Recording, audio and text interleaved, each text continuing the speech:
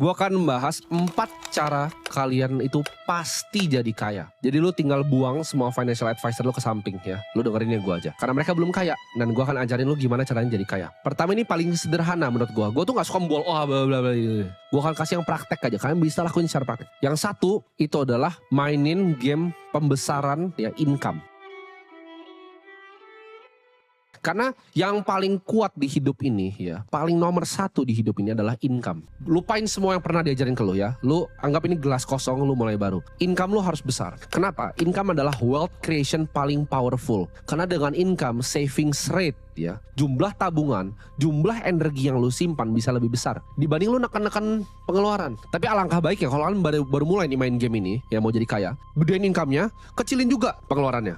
Kalau pengeluaran masih lebih besar itu artinya ego lu ya. Ego lu terlalu gede. Itu lu bukan belajar sama gue, tapi lu belajar turunin ego lu. Untuk lu telan bahwa saya adalah orang miskin dan saya mau kaya. Gedein dulu nih income-nya. Gimana caranya? Banyak caranya. Tinggal satu caranya. Increase value lu. Apapun yang lu kerjain. Kalau lu kasih yang terbaik terus, orang akan lihat value lu dan lu dikasih income lebih. Apapun yang lu kerjain. Mau di bisnis, mau di pekerjaan. Apapun itu. Ya, increase value lu. Increase value lu ke masyarakat kalau lu pebisnis. Kalau lu pekerja, increase value lu ke bisnisnya. Bisnisnya pasti lihat. Kalau lu lakukan sesuatu yang lebih, lu pasti di reward lebih. Ya, itu adalah hukum alam. Simple, tapi orang banyak gak ngerti. Perbesar dulu ya. Karena ini unlimited nih. Lu bisa 10 juta, bisa 20, bisa 1 miliar, bisa 10 miliar. Ada gak yang 100 miliar sebulan? Ada. Ya gue tahu orang yang bikin 100 miliar sebulan income-nya. Nah jadi ini bisa digedein sampai unlimited. Pengeluarannya tekan dulu ya. Kalau bisa 2 juta, 2 juta, 3 juta, 3 juta. Sisanya simpan. Itu aturan pertama dari permainan energi. Yaitu lu harus bisa untuk menyimpan energi. Karena uang itu adalah energi ya. Uang sama dengan energi, kita harus belajar untuk menyimpan energi ya. Bikin energi. Nah caranya gimana? Biar gak tergerus nih. Satu, ini masih masuk poin ke satu ya. Jadi misalnya 1A gitu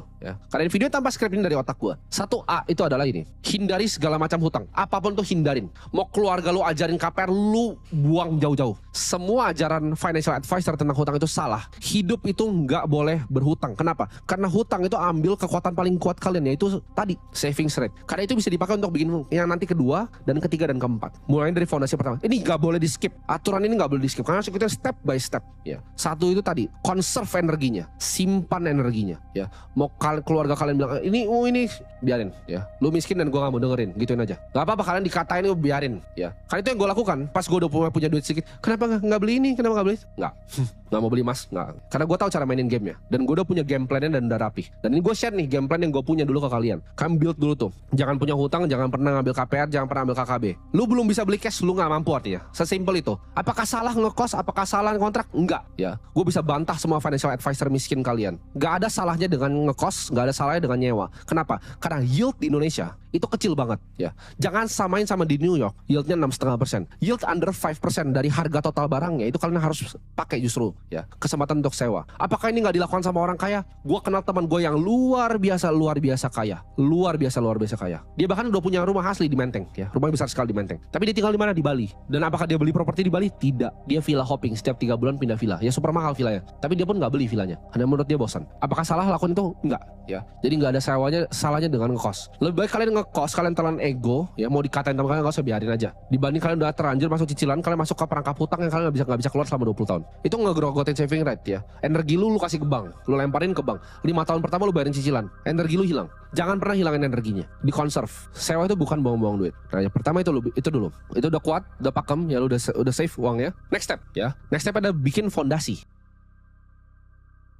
Nah fondasi itu bukan rumah anjing. Banyak yang salah nih. Begitu lu ntar lu di layoff, lu gak bisa bayar cicilan, rumahnya diambil. Itu bukan fondasi. Itu rumahnya milik bank. Lu perlu pilih negosiasinya sama orang atau negosiasinya sama bank. Nah lu kira KPR itu rumah lu, baca lagi kontrak lu, baca yang detail kontraknya seperti apa. Kalau lu gak bayar, apa yang dia ambil? Dia ambil sama bank, dilelang ya. Teman-teman gua kerjanya ngambilin barang-barang lelang itu, terus kita jualin lagi ke orang. Kalian jangan mau dibodoh-bodohin sama sistem ini. Ditanemin dari kecil bahwa harus punya rumah. Kata siapa? Fondasi itu bukan rumah. Fondasi itu adalah energi, balik lagi.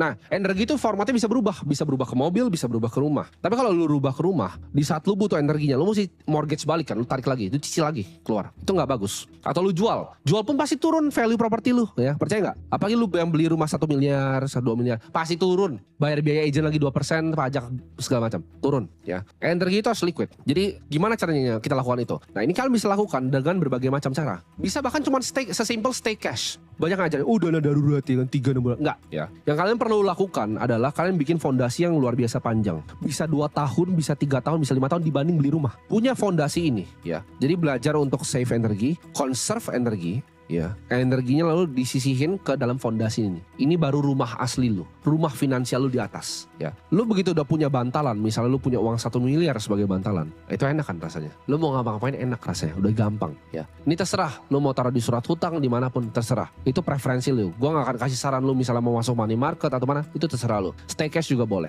Tapi lu punya fondasi yang luar biasa kuat yang nggak bisa digoyahkan. Lu ibaratnya di PHK pun lu bakal ketawa. Lu bisnis lu bangkrut lu bakal ketawa. Nah, fondasi ini udah punya. Baru ke next step yaitu investasi. Orang suka skip step kedua ini ya. Dari 1 dia nggak ngerti cara cari income, dia ngutang KPR, dia hilangin saving rate-nya, energi dibuang-buang ke bank, dia nyampe sini, dia langsung lompat tuh. Udah energi dibuang ke bank, dia langsung lompat ke yang nomor 3. Itu mampus langsung lu. Langsung mampus. Lu udah KPR, lu langsung investasi, itu mampus langsung. Lu pasti akan berantakan. 1 drawdown dari market, hidup lu berantakan. Jadi lu bikin dulu fondasi yang luar biasa kuat ini, baru lu lompat ke yang nomor 3.